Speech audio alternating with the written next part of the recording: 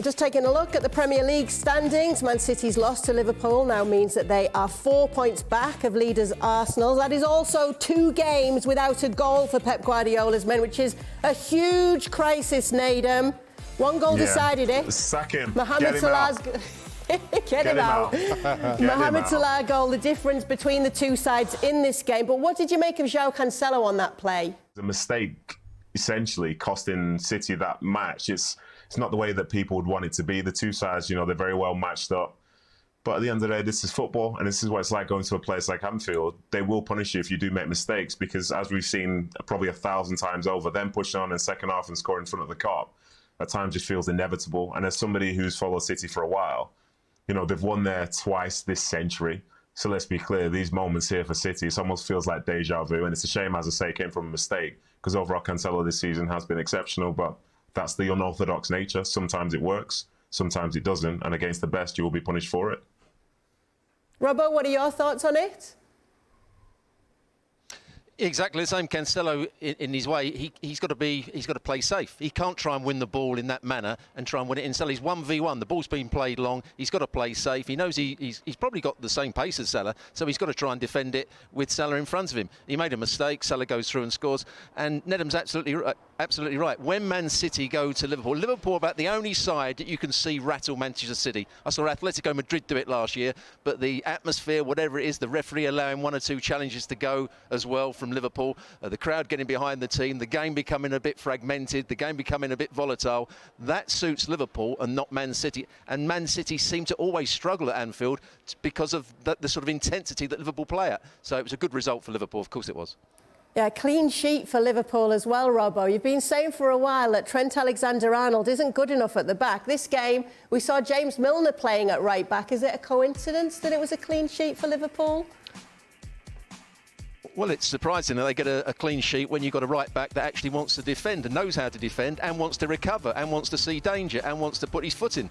Alexander-Arnold, over the last 3 or 4 years, he's a great player going forward. He gets lots of assists, but don't play him as a right-back. Or if you are going to play him as a right-back, he's got to do the right things. He's got to get back into position. He's got to be better in 1v1 situations. And Jurgen Klopp can't keep making excuses for him. He's a right-back first and foremost. If you're not going to tell him to defend or show him how to defend, then play him somewhere else. Play him as the right wing, as he did when he brought him on in the second half in the 90th minute.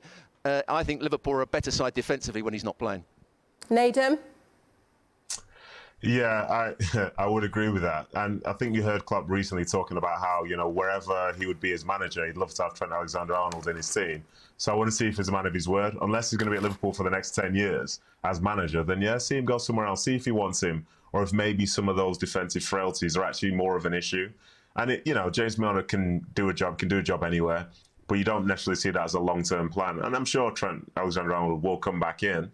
But yeah, these defensive issues, this is like it's everyone's biggest problem with him. And I think it's an interesting position whereby you sort of ignore that because you say, oh, he can get a cross in, or, he's got an eye for a pass.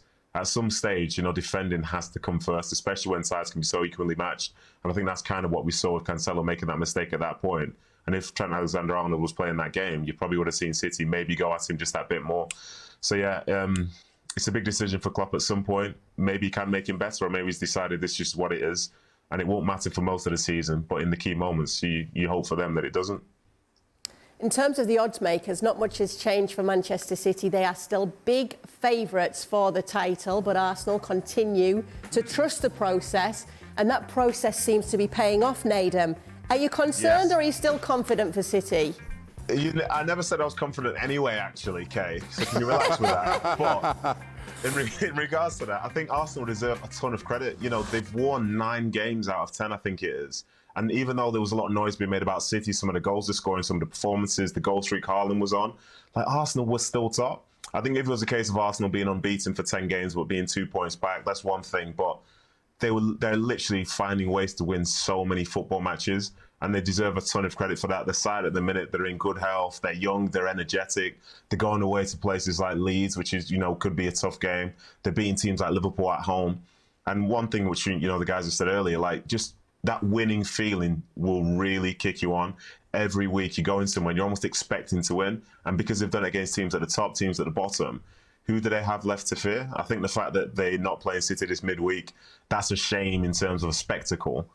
But, you know, City know how to get to 80, 90 points guaranteed. And as far as Arsenal go, why would they believe that they can't do it? They've got 27 points and it's the middle of October.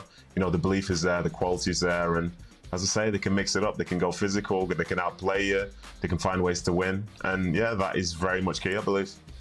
Shaka, we've done the percentage chance that Real Madrid retain their title in La Liga. What's the percentage chance that Man City do it in the Premier League? I think it's, well, higher than the 60 I gave to Real Madrid. I still think City, I'm going to give them 70, 75%. I think as good as Arsenal have been, and Nedum is right, just one loss so far this season, the one thing we know about Manchester City is their staying power. They've shown that season in, season out for what, the last five or six years.